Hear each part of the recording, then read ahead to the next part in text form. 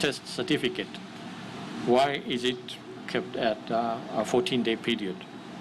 The reason that this validity is 14-day period is from the epidemiology of the virus and how once somebody gets it, the course that it goes through, and how it multiplies within the body. The virus has a short incubation period. Once you are infected by it, unless you are asymptomatic, then you will begin to develop symptoms between 5 to 7 days. You develop the symptoms, the clear symptoms that are consistent with COVID-19.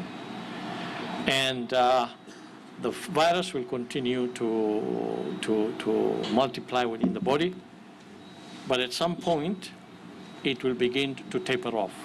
The actual virus that one may be shedding, and we can look at it in terms of shedding because it is mostly a respiratory virus, so it will be shed through coughs, through sneezing, and through the nose.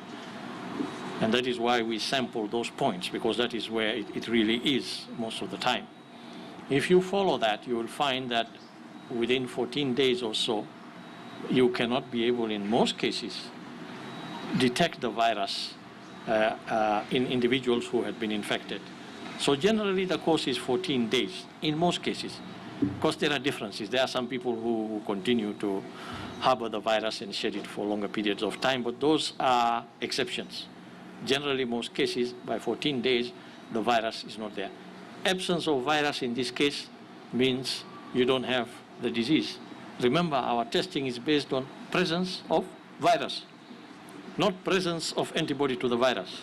That's why we do the molecular test, to actually look for presence of virus. So absence of virus also means that you don't have the disease anymore. You cannot transmit it because you're not shedding it and it's not there. It may be even if it is there, it may be in very small numbers that you cannot detect and that are not sufficient to cause any problem. But generally, if it's a negative test, it means you're free to go. So the question then is, that is the reason why the certificate lasts for 14 days. 14 days. So if somebody is negative and they go through this process, there is a chance, you are right, that somebody could contract it, remain asymptomatic, and be spreading it until the 14-day period. That's the danger that we are careful of, because somebody else who contracts it but becomes symptomatic will go seek for help, medical help, and he will be tested and he will be isolated and treated. But the asymptomatic person doesn't even know he has it. And that is the danger. But remember, these truck drivers that we are saying, and that's the reason why we said they must be tested at least 24 to 48 hours before they leave on their journey.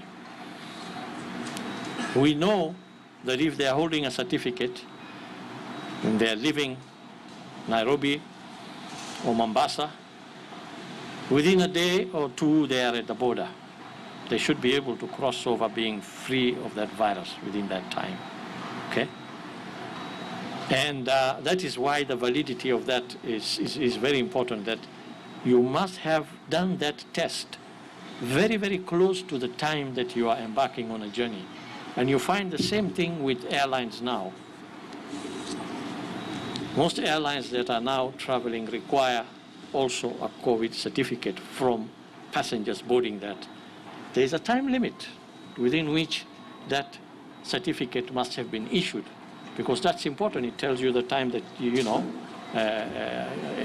calibrates the time within which that person can travel safely without any real chance of being able to transmit. If a flight is 8 hours, you can be almost confident that if a person was negative for 24 hours ago, that he will still be okay doing that. Remember, the symptoms appear about 5 to 7 days.